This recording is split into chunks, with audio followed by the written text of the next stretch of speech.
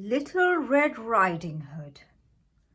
Little Red Riding Hood lived in a cottage by a wood. One day her mother said, "Your grandma is ill. Please take this basket of cakes and fruit to her." So Little Red Riding Hood set off with the basket, wearing her red cape. "Don't talk to strangers, especially not to wolves," her mother called. "Bye, Mom." Little Red Riding Hood walked through the wood. The trees were tall and made scary shadows. Suddenly, a wolf jumped out. "Hello," growled the wolf. "Where are you going?"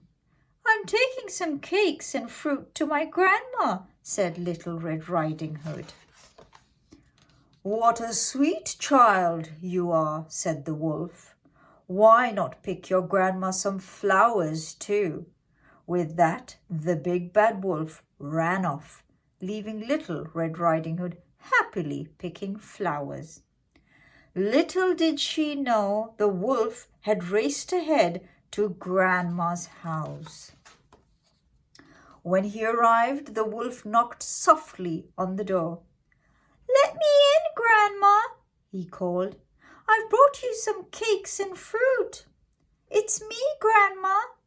But Grandma wasn't silly. "That's not Little Red Riding Hood's voice," she said. Quickly, she made her bed and hid in the wardrobe. "Grandma!" The wolf burst into the cottage, but Grandma was nowhere to be seen. So he dressed himself in her nightgown and bedcap and got in bed.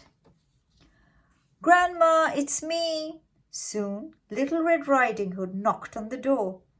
"Come in, dear," snarled the wolf in his nicest voice. "Grandma, you look odd," said Little Red Riding Hood. "Come and sit beside me, dear," growled the wolf. Little Red Riding Hood sat on the bed. "What big ears you have, Grandma," she said. "All the better to hear you with, dear," replied the wolf. "What big eyes you have, Grandma."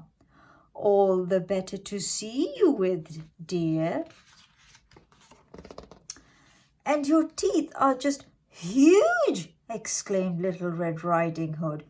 "All the better to eat you with," said the wolf, and he pounced.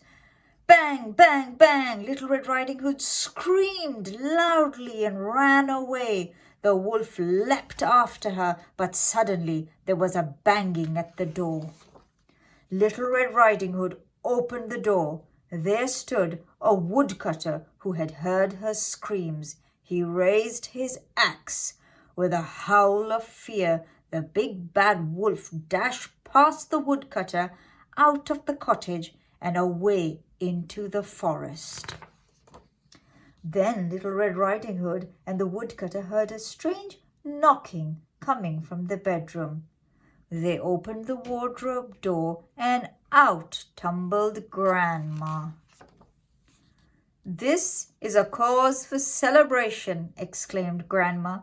So she put the kettle on and laid the table. They all sat down to tea and cakes. Yummy! Never again did Little Red Riding Hood talk to strangers. As for the wolf, he kept well away from little girls, especially those wearing red capes. The end.